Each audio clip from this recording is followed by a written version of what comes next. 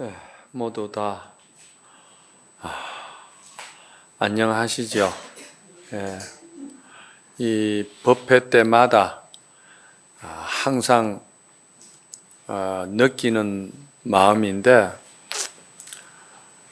모두가 다 이래 오셔서 법회 도량을 장엄을 하고 또 모두가 기쁜 마음으로 동참해서 모두 다 잘 들었으면 참 좋겠는데 그 참 코로나 때문에 벌써 오래전부터 이렇게 신도님들을 다 오실 수 없다는 게 법회 때마다 항상 그걸 느낍니다. 참 안타깝고 그렇습니다. 오늘은 이 유마경의 불국품 가운데에서 여러분들이 잘 들으시면은 이 본래 수행은 도노돈수라 참 대성근기와 대성의 어떤 그런 크나큰 신심을 가진 사람은 믿음이 투철한 사람은 한번 들으면은 바로 깨닫게 되고 깨닫고 바로 또 그 업을 그 자리에서 바꾸고 녹여버리는 그런 도노돈수의 그 성근이 있는 사람이 있고 이제 그렇지 못한 사람은 이제 도노점수다 이래 가지고 이제 이치로서 그 법의 정법을 잘 들어서 그 수행에 가는 길을 스스로 믿고 그리고는 이제 점차적으로 이제 깨달았다 하더라도 다 생금리에 자기가 익혀온 그 업력과 습관과 그런 것들이 이제 남아가 있거든요. 그래서 그걸 점차적으로 이제 닦는 걸 갖다 이제 도노 점수다 그럽니다. 우리 이제 이렇게 모든 근기는 이치를 많이 듣고 그 이치에 대해서 믿음을 크게 세워서 그 믿음대로 우리가 이제 이정표를 따라서 이제 길을 가듯이 수행을 해 나가는 것이 이제 이게 다 우리 근기가 보통 여기에 속합니다. 그래서 이제 도노 점수인데 도노 점수 가운데 닦아 들어가는 이 상황에서 오늘은 불국품에서 잘 들으시면은 십지보살 가운데에 그 팔지보살이 있어요. 이 팔지보살이라는 수행의 경지가 이르게 되면은 옛날 어른심들은 주지성을 맡아서 신도를 교화하고 또 신도님들에게 또 믿음을 확실하게 심어줄 수 있는 마음의 이제 바른 법에 대한 안목 이런 것이 이제 선경지가 팔지보살이라고 그럽니다. 그래서 팔지보살이라야 주지성으로서 포교도 잘하고 중생기화도 잘한다. 이제 이러죠. 그러면은 이 팔지보살의 경지는 어떤 경지인가? 팔지보살의 경지를 부동지라고 그래요. 움직임이 없다. 무엇이 움직임이 없느냐? 그 부처님의 진리에 대해서 그리고 불보살님의 그 행운에 대해서 원에 대해서 그 성취하고자 하는 깊은 그 마음의 원력과 바르니 말이지 조금 더 말이지 어떤 환경이나 어떤 말이지 참 역경에 부딪혀도 그 흔들림이 없다. 꾸준히 간다는 것이죠. 그 이제 비유로 말하면은 큰 철선 같은 거, 엄청 큰 대철선은 막 비바람이 좀 불고 또 여러 가지 환경 조건과 또 파도가 심하다 하더라도 뜻없이 그냥 그 항해를 해 나가는 이치와 같다는 거예요. 그 우리 마음의 그 수행도 그 믿음과 원력과 그리고 자기 말이지 그 아주 그 밝은 지혜를 끊임없이 발현시키고 키워나가고자 하는 사람은 그런 그 철선과 같다는 것이지. 어떤 환경과 어떤 말이지 역경과 어려움이 있어도 이겨나간다는 거예요. 그게 이제 부동지. 그래 이 부동지의 지혜가 되면은 또 다른 말로는 무생법인을 이루셨다 이렇게도 이야기합니다. 무생법인이라는 것은 무생이라는 말은 남이 없다는 이야기지 않습니까? 날 생자에 없을 무자니까 남이 없다 이 말인데, 남이 없다는 말은 어떤 그 환경의 지배를 받고 또 환경에 의해서 또 자기에게 닥쳐오는 어떤 그 인연 관계에 의해 가지고 거기에 말이지, 아까도 말했지만도 역시 분별심을 일으키고 나태심을 일으키고 또 스스로가 스스로를 믿지 못하고 가벼이 마음을 자꾸 움직이는 그런 일이 없는 것을 가지고 무생이라 그런다 이 말입니다. 그러니까 그런 분별, 번뇌, 망상이 일어나지 않는 경지다. 그래서 무생인데 그 무생이 되면은 법인을 성취한다. 법인은 이제 진리를 말하는 것이죠. 부처님의 진리를 성취한다. 그럽니다. 그래서 이 지금 불국품의 이 구절들이 여러분들이 이제 대단히 참 잘 들으셔야 되고, 잘 들으시면은 이제 또 여러분들의 마음에 큰 공덕이 있지요. 예.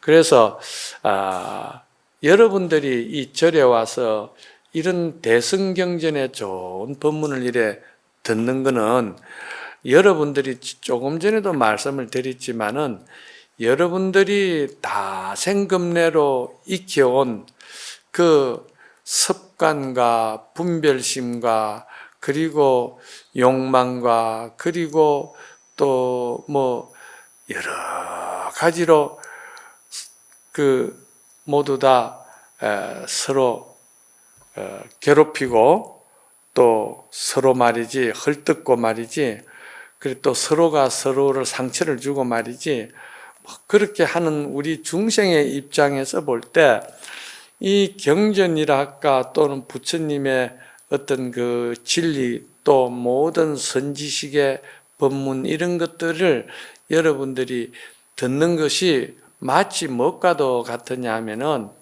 큰 거울과 같다 이렇게 생각하면 돼요. 거울. 여러분들이 아침마다 보는 거울을 왜 봅니까? 여러분들이 아침마다 거울을 보는 것은 거울을 봄으로 인해서 내 자신의 형상에 뭐가 문제가 있는가, 뭐가 잘못된 게 있는가, 그렇게 해서 그 잘못되고 문제가 있고 그런 것들을 바로 잡아야 되겠고 고쳐야 되겠고 없애기 위해서 거울을 보는 거잖아. 그렇죠? 그래서 거울을 보는 거예요. 그와 같이 여러분들도 이 절에 오셔서 이 법문을 듣고 이래 하는 거는 여러분들의 나름대로 말이지 잘못된 그 습관이나 잘못된 그 인격, 여러분들이 잘못된 성격, 뭐 여러 가지로 문제점이 참 많거든요. 그런 그 마음의 성격 이런 것들을 그 참 부처님의 진리, 선지식의 그 거울 같은 그런 바른 말씀을 듣는 순간에 자기 마음속에 어지러운 그런 번뇌 망상을 고치자는 데 의미가 있는 거예요. 그렇잖아요. 고치자는 데 의미가 있는 거라. 그냥 그건 나하고 상관없고 나는 어쨌든 간에 복만 받으면 된다. 내 복을 성취하면 된다. 이거는 아주 하근기가 욕심에 가려서 그 자기 자성을 못 보는 이치가 된다 이 말이야. 우리가 욕심에 가려져 자성을 못 봐가지고 그리고 복만 성취하기 위해서 우리가 절에를 다닌다 하면은 그것은 사람 중에 가장 어리석은 사람이라. 왜? 아무리 복을 많이 받았다 하더라도 그 복을 자기가 갈무리가 돼야 되고 그 복을 자기가 좋은 쪽으로 쓸 수 있고 활용이 돼야 되는데 그 지혜가 없으면은 그 복이 오히려 자기 자신을 괴롭힘이 되는 거라. 불안을 조성하고 사람을 더욱더 어지럽게 만드는 거라. 그 복이라는 게 굉장히 고통스럽게 만들어져요. 그런데 그래서 부처님이 복과 지혜, 그러니까 복덕과 공덕을 부처님은 다 양변을 갖췄다 그러는 거예요. 그래서 공덕, 마음만 깨끗이 닦아도 복이 없으면은 많은 사람들한테 또 덕망과 배품으로 인한 말이지 많은 인덕이 갖추지 못하니까 또 그 마음만 깨끗해가지고는 또 그 중생교화도 그렇고 가족도 그렇고 모두가 이게 잘 안 되는 거라. 그런데 그것도 이제 마음도 깨끗하면서도 또 내가 이제 복이 있어가지고 또 남한테 베풀 형편도 돼야 되는 거라.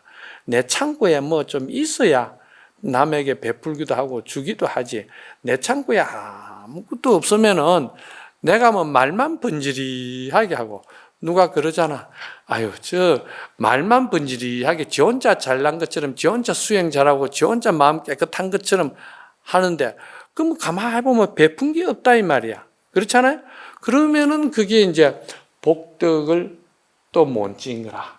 그런데 또 복덕은 또 지어가지고 막 베푸는데 또 지혜 있는 사람들이나 마음이 참 인격 있는 사람들이 볼 때 아유 무식한 게 돈만 많아가지고 또 이제 이렇게 이제 상황이 된다 이 말이야. 그래서 이 복덕과 이걸 다 겸해야 된다는 겁니다. 이게 사람 사는 게 이치가 그렇다 이 말이에요. 그래서 여기서 여러분들이 절에를 오셔서 스님 법문을 떡 듣는 거는 제가 하고자 하는 말이 뭐냐? 여러분 속에 있는 탐진치라, 번뇌, 질투, 애착 이런 그 찌꺼기 나를 괴롭히는 그런 모든 말이지 업보를 법문으로 통해서 씻어내고 없애는 데 그 뜻이 있단 말이야. 그러면은 여러분들이 부동지가 되고 무생법인을 얻게 되는 거라. 또 그러하면서 또 여러분들이 절에 오시면은 또 뭐합니까? 참 봉사도 하고 또 말 한마디라도 남에게 참 좋게 덕 있는 덕망 있는 소리를 하고 또 내가 좀 가진 것이 있으면 또 조금 이렇게 베풀기도 하고 같이 이렇게 이제 또 나누기도 하고 말이지. 이랬을 때 정말 그 부처님의 선지식의 법문들이 전부 다 내가 거울 보는 이치와 같이 절에 가는 이치도 그와 같이 내 업장을 녹이기 위한 것이다. 내 서두에 이제 이 말부터 먼저 깔아드리는 거예요. 이게 총체적인 나의 뜻이라 오늘 법문에. 그래서 자 그러면은 오늘 이제 원문을 한번 보도록 하겠습니다. 이 원문을 여러분이 잘 한번 들어보세요. 원문을 내가 풀어서 말씀을 드릴 테니까 합장하시고 모든 세상에 갖추어져 있는 온갖 장식을 다 버렸다. 버렸다는 것은 마음에 닦은 바가 있어야 마음이 청정하고 깨끗하고 푹 쉬는 바가 있어야 그 물질을 버릴 수가 있습니다. 그렇지 않고는 물질을 버릴 수가 없어요. 버려서 그 명성이 말이지 그 도 닦는 그 힘이 높아서 수미산보담도 높으며 또 믿음이 말이지 아주 깊고 깊어서 그 견고하여서 말이지 마치 그 견고함이 다이아몬드 건강과 같으며 법의 보배가 말이지 널리 갖추어져 있어서 세상 모든 생명들에게 감로수 비를 내리듯이 모든 말이나 행동이나 음성이나 이것이 그 중생 가운데에서 참으로 뛰어나고 미묘하기 짝이 없는 경지가 이 경지다, 이렇게 했습니다. 이 원문이 이렇게 되어 있으니까 참 듣기만 해도 참 대단히 참 그 경지에 오르고 싶고, 그 경지가 얼마나 행복하고, 그 경지가 얼마나 평화롭고, 그 경지가 얼마나 내 자신을 행복하게 해줄 수 있는가, 이거를 이제 여러분들이 그 이미지를 자꾸 이제 여러분에게 다져야 됩니다. 법문이라는 것은 이 법문을 들을 줄을 알아야 됩니다. 법문은 그냥 마이동풍으로 귀로 흘러가듯이 들으시면 안 돼요. 법문 들을 때 내가 그것을 원을 세우는 쪽으로, 긍정적으로 받아들이는 쪽으로 자신을 이제 키를 잡아야 된다, 이 말입니다. 그죠? 그러면 이제 하나하나 제가 이제 설명을 해 드릴게요. 모든 세상의 장식을 다 버렸다고 했거든. 누가? 이 보살의 경지를 말합니다. 무슨 팔찌보살을 아까 말했죠. 팔찌보살이 되면 그 경지가 된다는 거예요. 그러면은 여기서 모든 장식을 다 버렸다는 것이 이게 쉬운 일이 아니다, 이 말이죠. 도를 닦아야 되고 마음을 닦아야만이 이거는 성취할 수 있는 일이다, 이 말입니다. 그래서 중생이 말이지, 살아가는데 중생은 어쩔 수 없이 물질에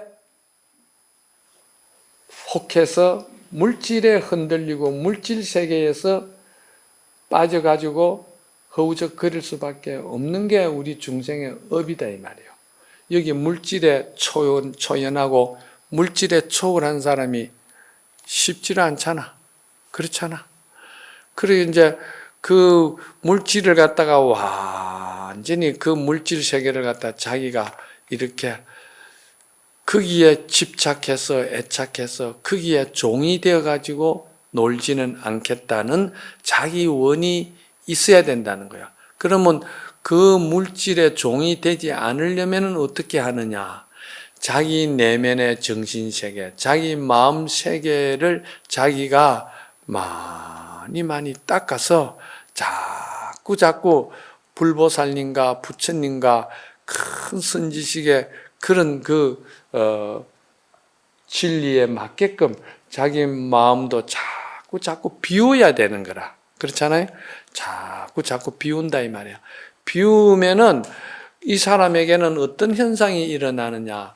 밖에 물질 세계에서 영화를 누리고 물질 세계에서 큰 쾌락을 누리는 그런 것보다는 자기 내면에서 괴로움이 없고, 자기 내면에서 고통이 없고, 자기 내면에서 남을 시기 질투하고 불안한 그런 것이 없는 것이 그 물질 속에 풍부함에 젖어가 있는 사람보다도 이 사람이 근본적으로 우선한 공덕이 된다는 것이죠. 이게 이제 무생법인을 말하는 거예요. 그러니까 이게 아주 중요한 것이죠. 자기 마음 정신 세계를 먼저 돌아보라는 거예요. 이 돌아본다는 말을 이제 다른 말로 말하면은 해강반조다, 이렇게 이야기하는 거예요. 이제 이런 말을 뭐 여러분들이 안 외워도 좋습니다. 그러나 이제 법문할 때 이 단어들이 대단히 이제 저는 이제 다 풀어서 이야기합니다. 하는데 풀지 않을 때는 이걸 해강반조라 그러는 게라. 해강반조라는 거는 자기 마음 성품을 자기가 딱 성찰하고 찾아본다는 뜻이에요. 그렇죠? 예. 그러니까 이제 그거 하기 위해서 여러분들이 여기 오시는 거잖아. 그거 하기 위해서 절에 다니시고 기도하고 하시는 거예요. 그런데 기도는 기도대로 고생을 많이 하고 밤잠 못 자고 그래 하면서도 그거는 자기는 내면적으로 곤치려고 안 하고 거울을 보고 문제가 있는데도 곤치려고 안 하는 사람은 얼마나 어리석겠어요. 그렇죠? 어리석은 거죠. 그래서 팔찌보살이 되면 마음을 다 비운 사람이다, 그러는 겁니다. 마음을 비워서 그의 욕심에서 종이 되지 아니하고 벗어난다. 그러면은 이 사람은 그 욕심에서 벗어났다고 해서 그러면 욕심을 완전히 자기가 상관없이 사는 사람이냐? 그렇지 않아요. 여러분들이 어머니가 아기를 키울 때 아기의 눈높이에 맞춰서 어머니가 그 마음도 쓰고 언어도 쓰고 그래 하는 거야. 여러분들이 손자들 키울 때 보면은 그러면은 그 단면만 볼 때 그 어머니 꼴이 행편이 아니죠. 어린 아기에 맞추니까 말도 안 되는 소리를 하고 뭐 이라고 이야기를 한다 이 말이야.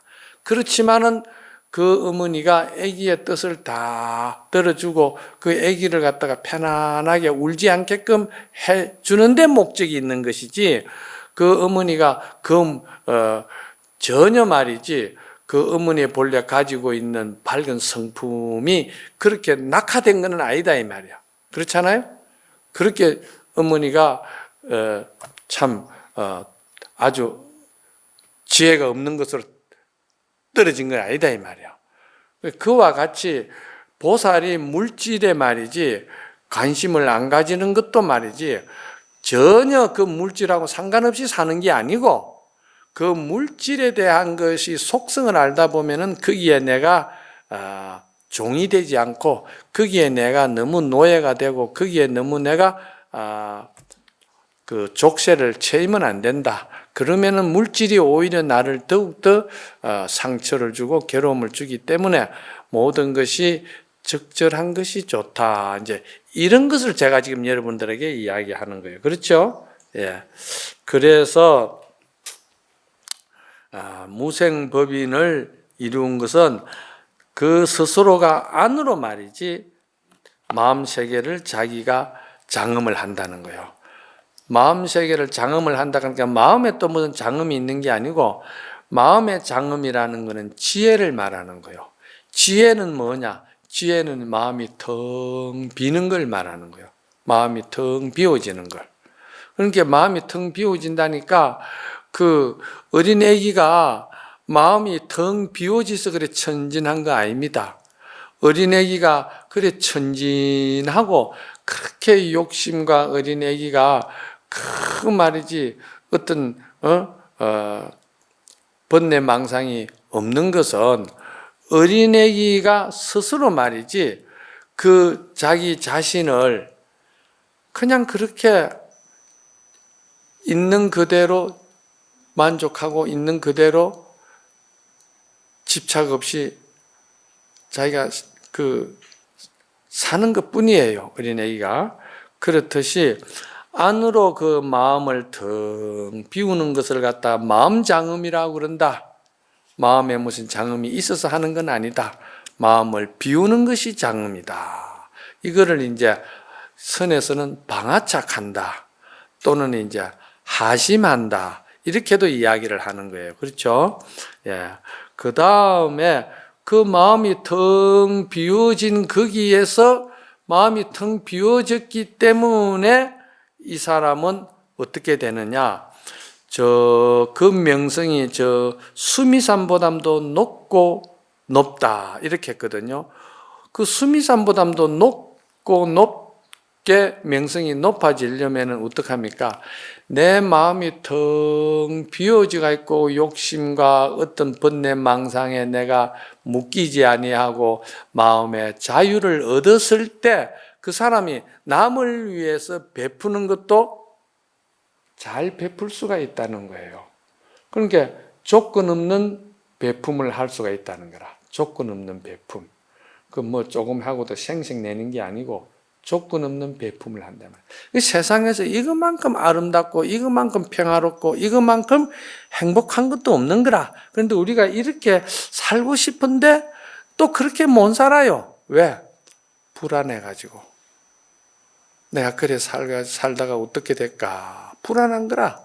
그런데 사실 삶이라는 거는 살고서는 되돌아 자기 삶을 보면은 진짜 그렇게 살아도 얼마든지 살 수 있는데도 괜히 이제 자기 어떤 그런 업에 의해서 용기를 못 내서 그렇게 삶을 못 사는 거예요.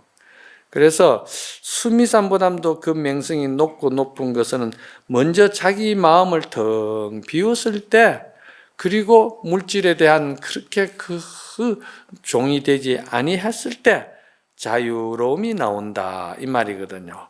그 다음에 깊고 깊은 믿음이 견고하여서 마치 다이아몬드 금광과 같다 이렇게 또 이제 말씀하신 것은, 사실은 다이아몬드 금광이라는 것은 이 물질 가운데서 가장 견고한 것을 말하거든요. 아주 견고한 것이에요. 여기서 그 다이아몬드보다도 견고하다는 것은 무엇이 견고하냐 하면은 법에 대한 믿음을 말하는 거예요. 진리에 대한 믿음을 말하는 거예요. 우리는 이래 진리를 듣고 법을 듣고 이래 하지만은도 이게 믿음이 그렇게 견고하지를 못해요. 그렇게 견고하지를 못하기 때문에 우리는 업을 바꿀 수가 없고 인격을 바꿀 수가 없고 불보살의 행을 우리는 할 수가 없고 또 부동지나 무생법인을 성취할 수가 힘들다는 거예요. 그런데 이게 불가능한 일은 또 아니다는 거예요. 잘하는 사람은 또 잘한다는 거예요. 이 경지를. 그런데 스님들도 보면은 이 부동지, 무생법인 이를 성취한 사람들이 많다 이 말이야. 또 신도님들도 그런 사람들이 있다 이 말이에요. 그러니까 또 불가능한 것은 아니다 이 말입니다. 그래서 이것을 그러면 그 믿음을 성취해야 된다니까, 그럼 여기서 말하는 그 믿음이라는 그 구체적인 내용은 뭐냐 이 말이지. 막연하게 그냥 믿으라 하는데 무엇을 믿으라는 것이냐? 그냥 부처님을 믿으시라 하면 되느냐? 그건 또 아니다 이 말이야. 그럼 여기서 구체적으로 그 믿음을 뭘 말하느냐면은 인연법을 말하는 거예요. 부처님의 성불하신 법 가운데 가장 중심에 있고 가장 진리의 핵심에 있는 것이 뭐냐면은 그게 인연법을 밝히신 거거든요. 인연법을 부처님이 발견하신 게거든요. 그래서 인연법을 믿고 성취하신 분이 부처님이거든요. 그래서 인연법은 그러면 또 뭡니까? 그러면은 인연법이라는 것은 상호 서로 관계성을 말하는 것이다. 인연법이라는 것은 그 인연법을 딱 내용을 말하면은 저것이 존재함으로 인해서 내가 존재할 수가 있고, 내가 존재함으로써 저것도 존재할 수가 있고, 또 저것이 멸하게 되면은 나도 멸하게 된다. 내가 없어지게 되면은 저것도 없어진다. 왜? 서로 관계 속에서 생명이 유지가 되고 있다는 이것을 인연법이라 그런다. 그럼 이거를 저는 항상 이제 그 시소를 말할 수도 있고, 그 여자들 정월 달에 널뛰기 있잖아. 널뛰기라는 게 뭐야? 널뛰기라는 것은 절대 혼자서는 널뛰기를 할 수가 없어요. 그럼 상대가 서로 널뛰기를 하거든. 한 사람이 되게 굴리주면 한 사람이 이제 올라가가지고 또 내려오면서 굴리준다 이 말이야. 그러면 내가 저 담 너머까지 볼 수 있고 높은 데까지 올라가려고 하면은 내가 어떻게 해야 되겠습니까? 내가 상대를 갖다가 되게 높이 올려줘야 되는 거라. 그러면은 높이 올려주려고 하면 힘은 들겠죠. 힘을 써야 되니까. 그래서 높이 올라가서 굴려주면은 그 사람은 어쩔 수 없이 나를 말이지 또 막 그냥 높게 올라가도록 굴려주는 거라. 그러면 내가 이제 높이 올라가서 담 너머도 볼 수 있고 그렇다 이 말이야. 그래 이것을 우리는 상호 관계라고 그럽니다. 상호 관계고 서로가 인연으로서 인과 연으로서 생명이 연결되어 있는 것이다. 오로지 혼자서 독불장군은 있을 수가 없다. 이것을 부처님이 발명하시고 깨달으신 것이 이게 이제 법의 진리라 하는 겁니다. 그 여러분들이 이걸 이제 믿으셔야 된다 이 말입니다. 이거는 생명법 세계 속에서 법칙입니다. 이거는 생명 속에서 법칙이라 그렇잖아요. 그래 그 인연법을 믿는 사람은 무엇이든지 나도 좋고 너도 좋고 또 너도 좋고 나도 좋고 이게 이제 우리가 이제 공부하는 목적이에요. 공부하는 목적이 지 성질대로 지 잘났다고 사는 게 목적이 아니고 그렇죠? 아닙니다. 그러니까 부부 생활도 마찬가지입니다.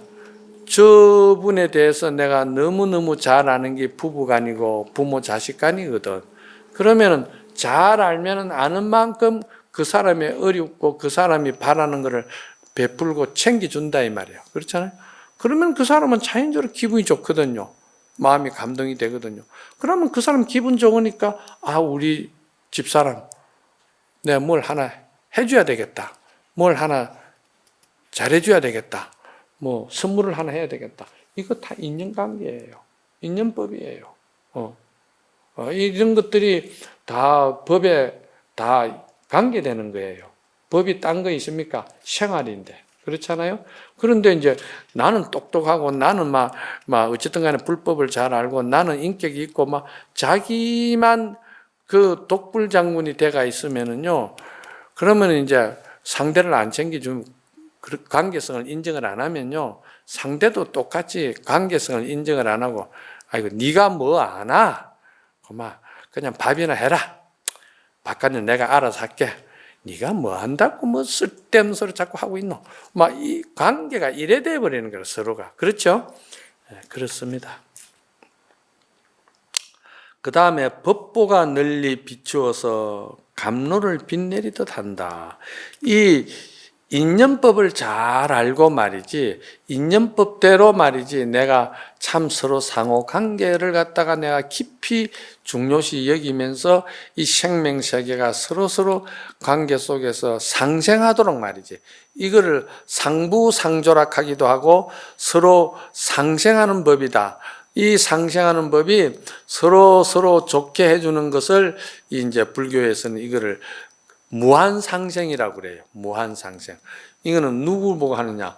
이거는 불보살님이 하는 그 마음씀을 갖다가 무한상생이라, 끝없는 상생이다. 그래서 불보살님의 사랑도 무한사랑이라고 그럽니다. 무한사랑. 무한사랑 아세요? 그 잘 모를 겁니다. 그게. 왜냐하면 사실은 나는 받은 것만큼만 딱 해주고 그렇게 우리가 살아가지고 끝없이 무한한 그 조건 없이 서로 사랑해 준 적이 별로 없어가지고 무한한 부처님의 사랑을 우리가 잘 몰라요. 그런데 이걸 모르지만은 이게 할 수만 있고 우리가 좀 이렇게 원만 세운다 하면은 이건 내 생에는 정말 여러분들이 정말 정법을 바로 만날 것이고 불보살의 경지도 바로 들어갈 수 있게끔 도노돈수 한 번 들으면 바로 그냥 지혜가 열려버리는 그런 성근공덕을 갖추는 사람이 되는 거예요. 그래서 이 무한사랑, 이 무한사랑은 눈에 보이지 않습니다. 왜? 마음속의 세계이기 때문에. 그 마음속의 세계를 누가 합니까? 자신만이 아는 거예요. 남이 이건 알 수가 없어요. 그래서 자기가 그렇게 무한 사랑을 성취하도록 하셔야 된다는 거죠. 그 다음에 모든 말과 음성이 미묘하기 때문에 세상에서 그 인품이 제일이니라 이렇게 해놨거든요. 요 이제 구절이 이제 요 한 구절의 끝인데 모든 말과 음성이 아주 미묘하다고 그랬거든요. 그 아주 미묘하다는 이 말은 마음을 텅 비우고 사심이 없고 그런 그 참 아까도 말했지만은 무한 사랑이라든지 무한 상생이라든지 또 그 상대를 항상 긍정적으로 그렇게 보려고 하고 그 막 시기 질투나 또 나쁜 쪽으로 이렇게 보지 않으려고 하는 그 마음이 그게 텅 비운 자리에서 노는 거 아닙니까? 그래 그 텅 비운 자리에서 그 노는 마음은 누가 들어도 그 말은 말이죠. 어떤 말을 그 사람이 해도 의심하고 경계하지 않는다 했어요. 경계하지 않는다. 참 저 사람 법이 없어도 살 사람이구나. 저 사람은 참 어진 사람이구나.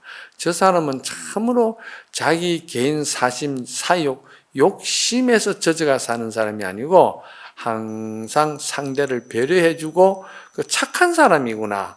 이런 것을 이제 정말해서 이제 남이 인정을 하게 되잖아요. 그러면은 그 상대가 누구든지 들어도 보기만 해도 아는 거라. 그 막 공직에 있든지 또는 뭐 친구지간에든지 직장에서든지 간에 이런 사람은 이제 벌써 하루 이틀에 이 이미지가 성취되는 게 아니고요. 오랫동안 그 이미지를 성취하려고 노력을 했거든요. 그래서 천성적으로 돼버린 거라. 그러면 이제 동료 간에도 누가 그 사람을 흉을 보든지 하면 그렇지 않다. 그 사람 그런 사람 아니다. 그 사람 그 본래 성격이 표현이 그래서 그렇지 그 사람 마음 참 어질고 그 사람 그렇게 사기치고 욕심내고 그런 사람 아니다.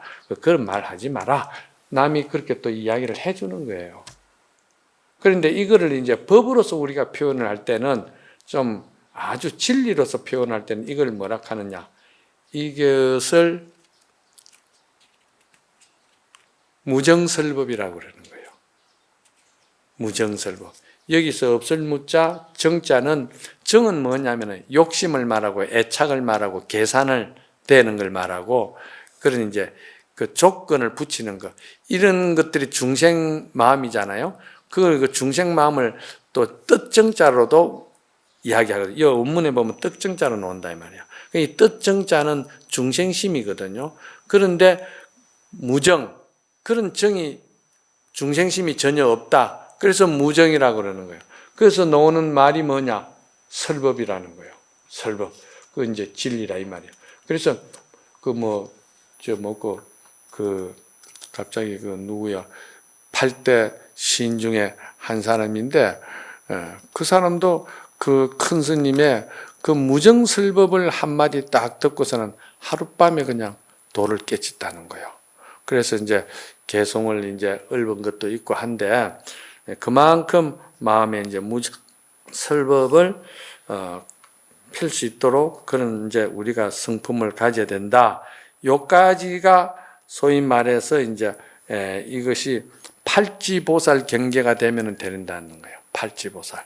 우리가 이 팔지보살은 이제 돼야 되겠죠. 자, 그 다음에 이제 여기서 이제 또 원문이 나오는데 여기는 이제 이 성취를 하면은 이제 구지보살로 올라간다는 거예요. 마음도 이게 눈에 보이지는 않는데 마음 닦는 게 참 이게 마음속에 그렇게 보이지 않는데 말이지 그렇게 깊이 들어가는 경지가 있다는 거예요. 그럼 우리가 뭐 하늘을 이렇게 보면은 뭐 하늘에 구름 한 점 없는데 뭐 이것도 하늘이고 저것도 하늘이고 똑같은 하늘이다 싶어도 실제로 텅 빈 하늘이지만도 그 맑은 그 청량한 빛에 들어가 가지고는 다르다는 거예요. 다르다는 거예요. 여기 조금 이것도 허공도 하늘이지만은 여기는 그래도 미세먼지가 끼가 있고요, 오염이 있고요. 그런데요, 참 이제 우주 공간에 들어가면은 그런 것 저런 것이 다 벗어나는 말이지. 그런 또 같은 하늘이라도 그 다르듯이 자, 또 들어보세요. 합장하시고 깊이 인연 연기법에 들어가서 아까 이제 연기법에 들어갔다고 그랬죠. 인연법. 모든 자기 개인의 욕심이나 개인의 어떤 그런 집착이나 사견을 끊어버리고 또 유와 무를 말이지 이 양변을 벗어났다 이랬거든요. 유와 무라는 것은 성격으로 볼 때 있으면 있고 없으면 없고 이것이 여러분들이 좋은 것 같아도 그거 너무 강한 거예요. 있으면서도 없는 세계를 갖다 이해해 줄 줄을 알아야 되고 없는 걸 주장하면서도 또 있는 세계의 물질의 세계를 또 이해해 줄 줄도 알아야 된다는 거죠.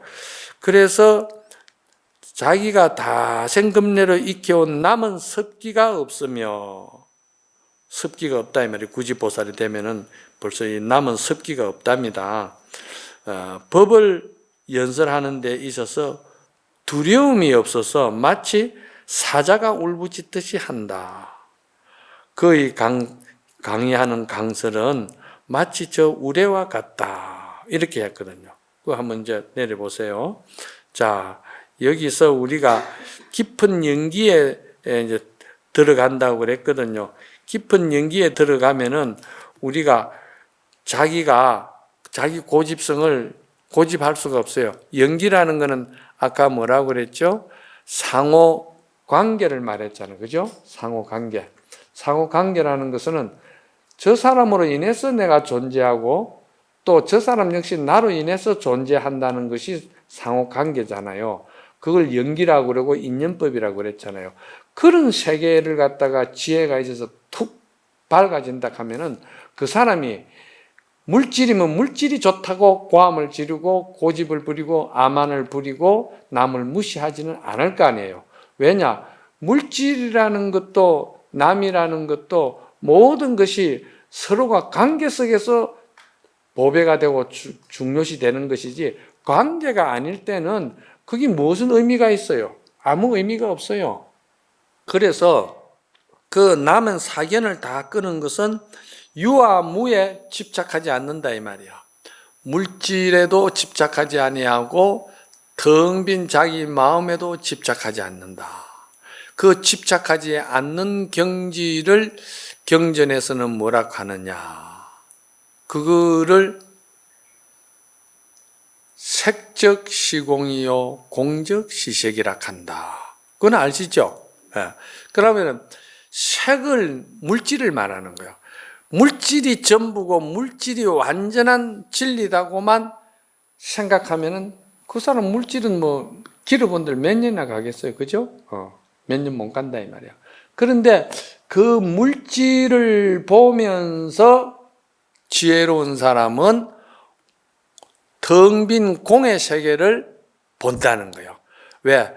텅 빈 공의 세계에서 물질이 나왔다는 거예요.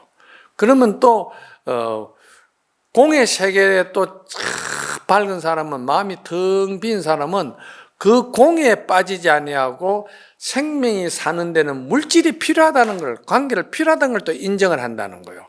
그래서 공 그대로 물질을 보고 물질 그대로 자기 마음의 텅 빔을 본다고 해서 색적 시공이요 공적 시색이다. 이렇게 이야기하는 거예요. 그래, 요거를 갖다가 또 다른 말로 말하면은 똑같습니다. 진공묘유다. 이렇게 이야기하는 거예요. 텅 빈 것이 묘하게 있는 것이요. 또 묘하게 있는 것이 텅 빈 것이다. 이렇게 이야기하는 거예요. 이 불가의 용어 이걸 잘 배워서 잘 알고 또 내가 이거를 생활 속에서 실천을 하고 실천을 통해서 내가 이렇게 체험을 하면은요, 상호가 달라져요. 여러분들 생각할 때 상호 스님 달라지는 거 별것 아닙니다. 뭐 병원에 한번 갔다 오면 되죠. 그거 뭐 그래 어려운 겁니까? 고생스럽게 닦으려고 할 거 뭐 있습니까? 그럼 병원에 가서 또 조금 이렇게 고치고 뭐 이래 하면 되는데, 그죠? 근데 그거 고치는 거는 뭐 고친다는 게 나쁜 건 아니죠. 누구에게 아름답게 보이고자 하는 마음은 좋은 거죠. 그런데 사실은 이 부처님은 자타카라는 전생록을 보면은 이 보살의 행을 해서 좋은 선행을 많이 해서 500생 동안 했다고 나와 있잖아요. 그 자타카에 보면은 부처님 전생록에 보면 나와 있습니다.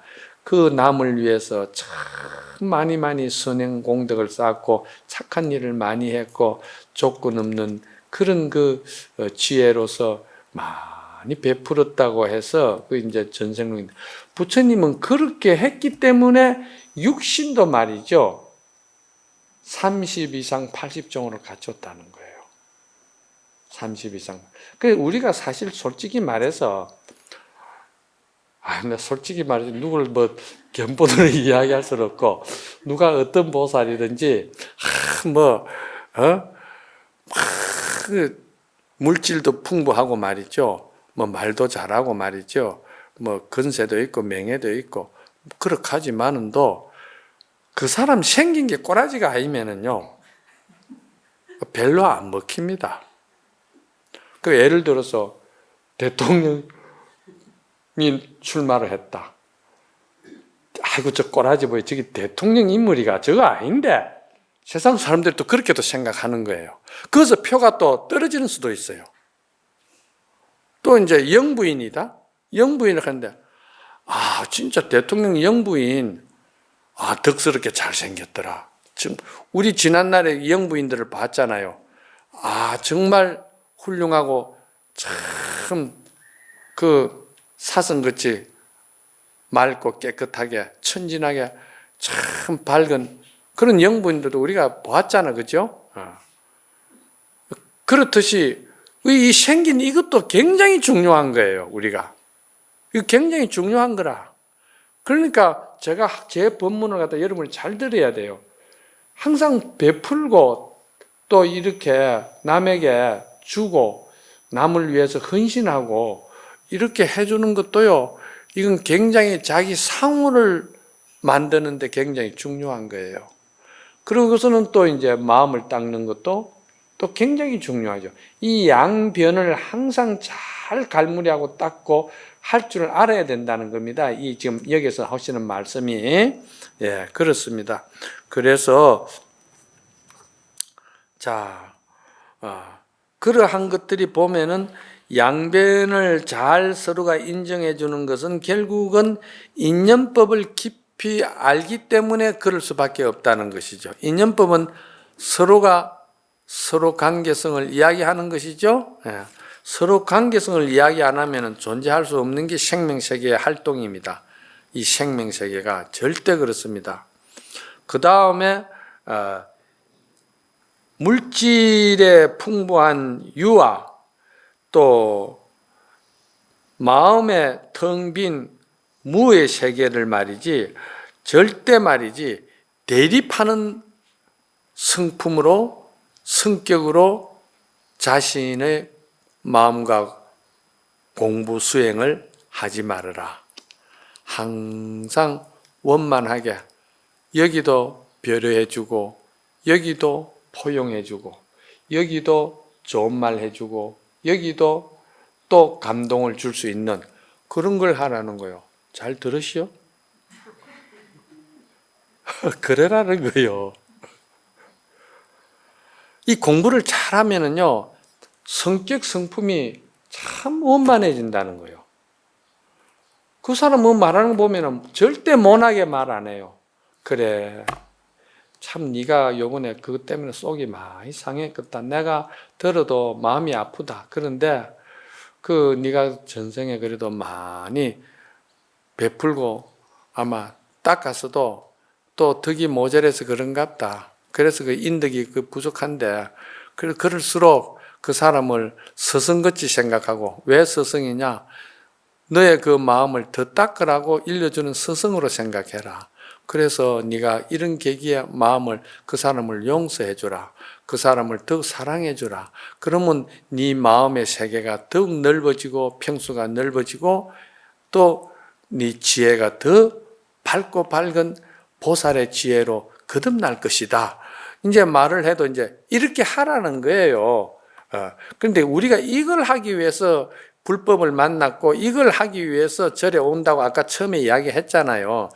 여러분들이 절에를 오도 말이지 거울을 봐도 고칠 생각이 없으면은 참 몇 생이 늦어지고 몇 백생이 늦어질 수가 있어요. 왜 늦어지냐면은 한 번 축생의 몸에 떨어지면은요 축생이 인간 몸 받기는 대단히 어렵다고 그랬어요. 정말 어렵다고 그랬습니다. 왜냐? 축생의 업이 지중하니까 그쪽으로 더 익히는 것만 그쪽으로 익히지 사람 업을 익힌다는 건 더 어렵잖아요. 그래서 사람 몸 한 번 잃으면은 천생만생의 사람 몸 받기가 어렵다고 이 경전에 나오는 것이 그렇다는 거예요.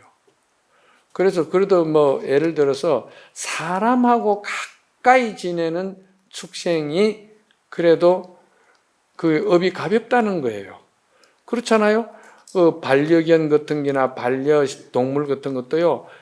그 본래 그 야생기가요. 사람하고 아주 가깝게 자꾸 지내다 보면은요. 그 반려동물도요. 그 성격이 야생기가 없어져요. 그 뭐 쥐 같은 거 또는 뭐 잡아먹는 야생기가 있다 하더라도 그런 것이요. 보도 그렇게 막 미치가 날뛰고 그러지도 않아요. 그런 것을 볼 때 우리가 닦는 것이 대단히 중요하다는 것이죠. 자, 그 다음에 이제 그 유식론에도 이제 인연으로 생기는 모든 존재를 공이라 한다 그랬거든. 인연으로 생겼으니까 고정불변하는 것은 없잖아요. 그 인연, 원인과 결과에 대한 그 조건과 환경이 없어지면은 그것도 없어져 버리잖아요. 그래서 이것이 있음으로써 저것이 있고 저것이 존재함으로써 이것이 존재하는데 이것이 없어지면 저것도 없어진다는 거예요. 인연과 환경 조건이 없어지면 없어진다는 거예요. 그래 이거를 뭐라고 그러냐? 없어지는 그거를 갖다가 우리가 공이라고 그런다. 그럼 공을 갖다가 공에 우리가 완전 집착하면은 거기에 대한 묘유를 우리가 이해를 못하기 때문에 그 진공묘유에 대해서 잘 모른다. 그러니까 이 인연법을 잘 알면은 남을 그렇게 우리가 자기 아주 독불장군으로 자기 아상 아만에만 빠질 수가 없다 이 말입니다. 그리고 이제 법을 연설하는데 이 인연법을 아는 사람은 두려움이 없기 때문에 그 사람이 하는 소리는 마치 사자가 울부짖는 것과 같다 그랬어요. 그러니까 왜 짐승들이 이 사자 소리 울음소리를 들으면은 뭐라 합니까? 이 기가 쫑긋하고 불안하고 막 그러잖아요. 그저 먹고 우리 무문수자하고 산에를 가는데요. 무문수자가 사자 울음을 녹음을 해가지고 그 이제 저 먹고 마이크처럼 해가지고 그 이제 혹시 산돼지 나올까봐 이제 그걸 했단 말이야. 그래 하는데 같이 가던 보살이 끔찍 놀래가지고 사자 울음소리가 나니까 그렇잖아요. 나도 끔찍 놀라는 거라 갑자기 막 안 듣던 사자 울음소리가 나오니까 그렇듯이 그 이제 짐승 입장에서 볼 때는 그게 사자 울음소리를 들리는 거예요. 그만큼 그 짐승들도 다생금내로 내려오면서 사자 울음이라는 것이 무서운 것이라는 걸 갖다가 그 진화되어 오면서 그 자기 내리 속에 그게 이렇게 입력이 돼가 있는 거라. 그래서 어떤 짐승이든지 사자 울음소리 들으면 겁을 내고 탁 숨는 거예요. 그게 저전생부터 그게 자기 거기에 입력이 안 돼가 있으면 그게 뭐 똑같은 소리인데 뭐 그렇게 했겠어요? 그런데 그렇지 않다 이 말이야. 그래 이건 또 이제 뭔 말이냐 하면은 왜 사자 울음소리 같이 말이지 모두가 이 법문을 듣는데 이런 그런 번뇌망상이 없어지느냐 하면은 선지식이 또 지혜 밝은 사람이 법문을 하면은 법문은 이제 이런 법문이죠. 그렇죠? 지금 오늘 한 법문이죠. 이런 법문을 하면은 이런 법문을 들을 때 자기가 성근이 있고 자기가 원력이 있고 자기가 아주 전생으로부터 밝은 업이 있은 사람은 이 소리를 듣는 순간에 그 순간만이라도 자기는 이 번뇌망상, 집착의 착, 그 질투, 욕심, 욕망 이런 것들이 없어진다는 거예요. 사자 울음소리 듣는 것처럼 없어진다는 거예요. 그 실제로 지금 여러분들이 저하고 이 법문을 들었잖아요. 그 이제 법문도 재밌게 잘 이제 하는 실력도 있어야 되겠죠. 그래 하니까 지금 1시간 가깝게 시기, 질투, 욕망, 번뇌망상 그 없어졌잖아. 그죠? 없어요. 그러니까 1시간 동안 예를 들어서 여러분들이 그 업식에서 벗어난 거라. 그 업식에서 벗어났다는 것은 반려견이 축생이 말이지 1시간 동안 주인하고 어질게 재밌게 사람의 성품을 받아들이면서 그렇게 살았으면 축생의 야생업이 1시간 동안 없어진 거나 똑같다 이 말이에요. 우리가 이렇게도 다 응용을 해야 되는 거라. 응용은 참 좋은 거예요. 응용을 잘하면 우리가 이해가 가고 이해가 가면서 믿음이 가는 거라. 아, 그렇구나. 될 수 있으면 가능하면은 우리가 그 악한 업이라든지 나쁜 업은 또 나쁜 성품, 성격은 우리가 가지지 말아야 되겠구나. 그 생각을 쉬어야 되겠구나. 아, 이게 중요한 거라. 그렇죠? 억지로라도 그래 하면 그래도 내한테는 복이 되지요. 그죠? 아, 그렇다 이 말입니다. 그래서 그걸 말하는 것이다 이 말이에요. 그래서 불보살의 법문이나 불보살의 한번 행하는 행동이나 불보살이 베푸는 좋은 말이지 어떤 선건 선행이 말이지 무엇과도 같으냐면은 큰 말이지 그 천둥번개가 치면서 비가 봄비가 확 내리는 것 같다는 가뭄에 봄비를 맞는 것처럼 기쁘다는 거예요. 예를 들어서 9년 동안 가물어 가지고 흙이고 뭐고 전지 모두가 갈라지고 생명이 살 수가 없는데 그런데 천둥 번개가 소리만 들어도 기쁘잖아. 그죠? 거기다가 비까지 내린다 하면은 얼마나 좋겠어요. 그렇잖아요? 그러니까 우리가 이 진리를 듣는 이 소리를, 불법을 듣는 이 소리를, 인연법을 듣는 이 소리를 우리가 천둥 번개와 같이 그 비를 몰고 오는 빗소리를 듣는 것처럼 기뻐야 된다는 거예요. 그래서 경에서는, 어록에서는 뭐 같냐면은 타양 객지에서 이역만리에서 고향 친구 만난 것처럼 기뻐해라.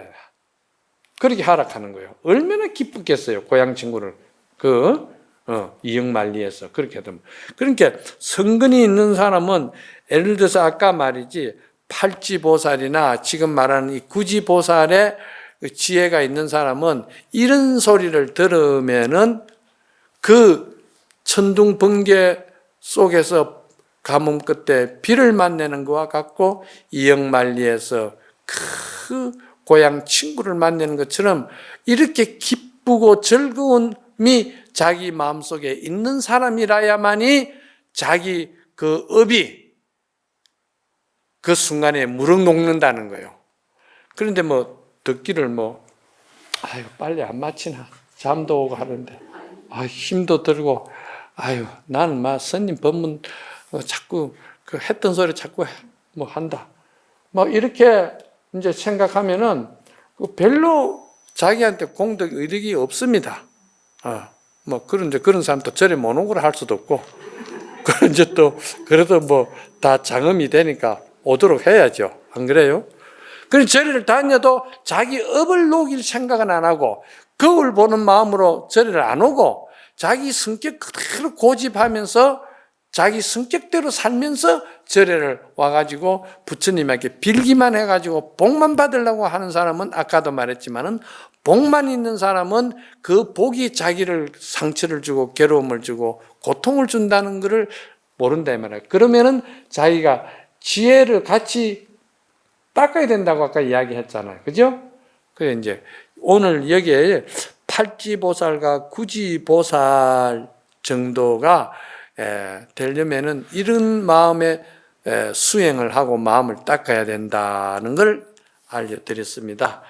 거의 1시간 된 것 같습니다. 자, 모두 성불하세요.